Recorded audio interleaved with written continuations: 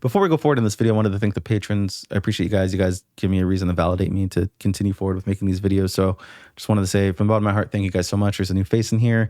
Every time I see a new person, it's just like, wow, it's like Christmas. Thank you guys. I do genuinely appreciate you. Thank you so much.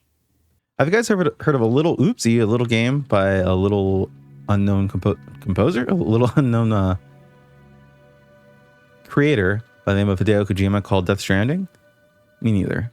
But I just first started playing this game, what was it? A couple years ago, 3 years ago maybe, when I used to stream. I fell in love with it.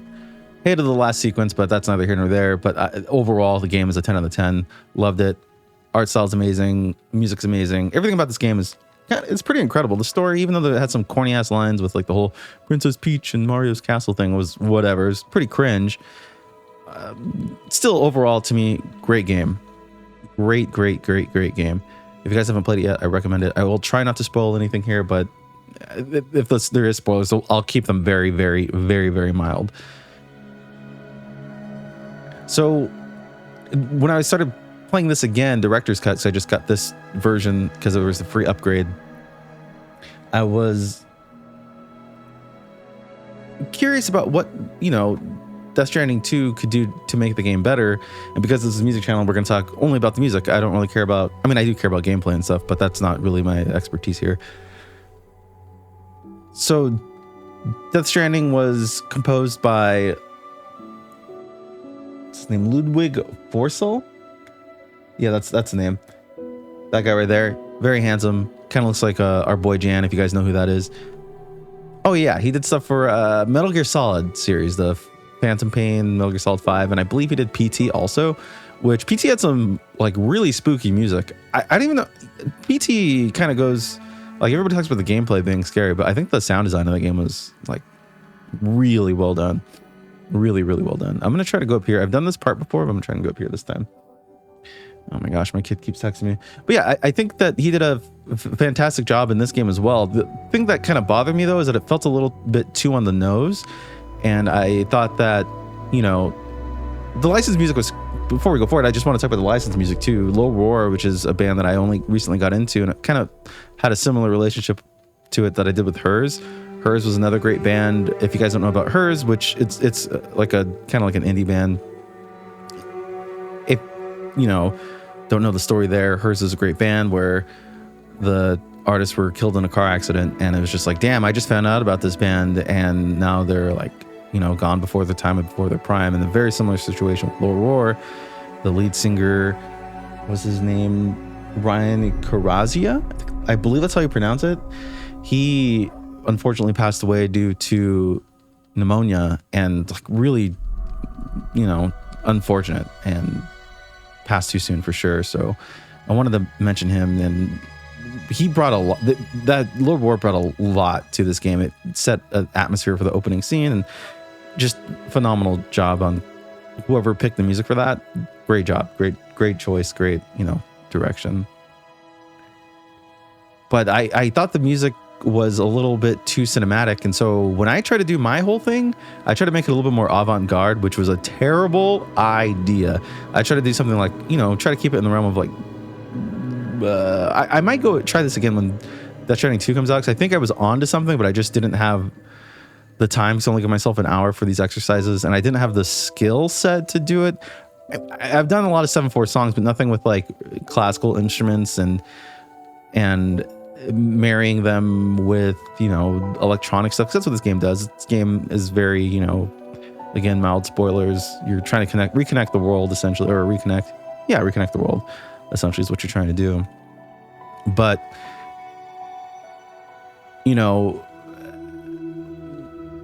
it's post-apocalyptic, so everything's like green, as you can see here, beautiful natural Earth's natural beauty mixed with like this whole high-tech type thing, but that's very secondary to the art style in the game. So I try to take that into a point with the music. And I feel like I was getting somewhere, but it just sucked. And so I think Ludwig did a great job with, keeping it very cinematic. The only thing I didn't like was that I used in my song were Brahms. You guys know what Brahms are? Those loud, like, sounds. I used a Bram at the end of my song, and it came out really well, and it fits super well, but I don't know. I feel like I wanted to do something a little bit different, but I honestly feel like it's so hard to do something different that has like such a heavy stylized and like, rooted message with what is the story that it's trying to convey. It's hard to break away from that. And so, yeah, when I look at the world falling apart, I try to do something, more along the lines of that with the music falling apart, but I couldn't. What I made, I didn't. Maybe I'll play it for you guys. Maybe I won't. I probably won't because it's really hot garbage. It's like, listen to the first song you ever made. But I also wanted to thank Tony Anderson because I watched a few of his videos, and he has this video about him starting the Notre Dame fire on his Instagram. And, he was just a baker. It's not really his fault. I mean, it is his fault, but it wasn't his fault. He was just trying to, go to work, and now they won't let him work anymore. But his idea he has this YouTube video about how he, kind of goes through his creative process, and he uses one synth at a time. And so I try to, marry myself to that idea too. And it's very smart. It forces you to get the sound right the first time and then move forward. And again, I only give myself an hour, so I get it, close enough, and then I move forward. And a lot of the sounds here, I did myself, except for like 2 of them, I believe. So anything that says audio inside of Ableton will be done by me, Stinky Old Me, and then anything that has like the name of the track is done by Splice. So yeah, let's jump into that now, and I'll show you what we made there. Okay, so what I did here with Ableton was I created some tracks. I created the piano track, I created a string track, I used a Spitfire audio string track, which comes free with Ableton. Also, I'm gonna make a video next week, I think, about gear acquisition syndrome that people get from watching YouTube videos. I don't think it's really conducive to any form of anything. There's people that do it for, I think everybody falls for the trap. And so I'm going to make this video. Hopefully nobody has to fall for it. But in one way or another, whether you're like a gaming creator or whatever type of creator you are, there's somebody who's in there trying to sell you like the next cool thing. Like even with plugins, you'll see it, especially with music producers who like fall for like the plugin trap. Like, oh, you need this plugin to make this sound like this with just one click. If you guys know that meme, you can have RC20 from a YouTuber. It's a whole issue, but I mean, people got to make that money. You know what I mean? So it's no hate to them. It's just, you don't need it. And I'm going to make a video about it next week. But that being said, I created the piano track here using the Ableton piano, grand piano thing. Then I used the Spitfire audio that comes with Ableton Live 11. And these here that say audio are done from the Prophet Rev 2.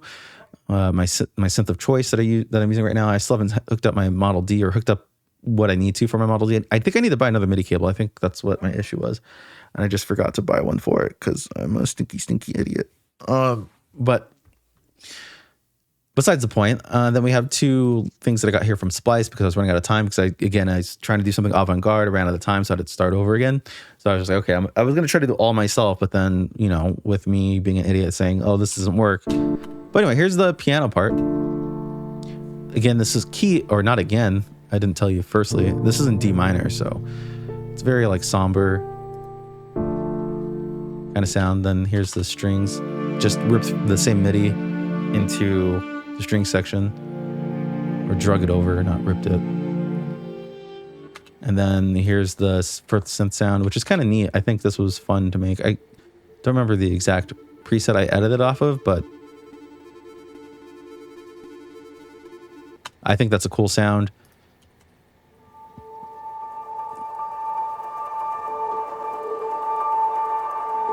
Another cool sound. Another cool sound. And this is one I got from, it's written here, so if you guys want to find the same, sound, it's there from the creator on Splice.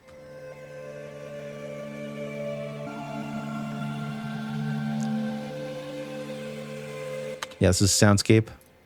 And then this whole bassy Bram thing that I added an OTT compressor on top of, and I kind of edited it a little bit, and I kind of gave it a filter because I wanted it to be more bassy. It had a lot of high frequency distortion in there, and I kind of wanted to cut some of that out, or a lot of it out apparently.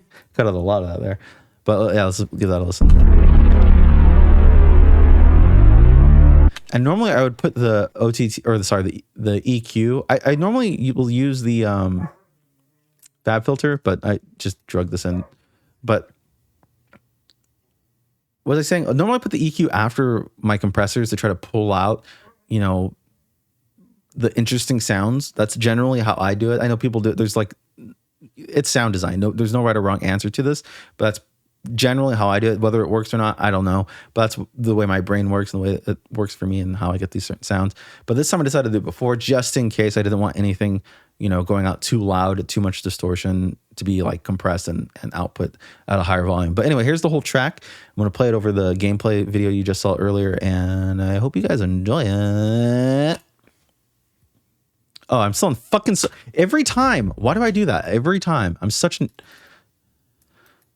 such a numpty. Okay.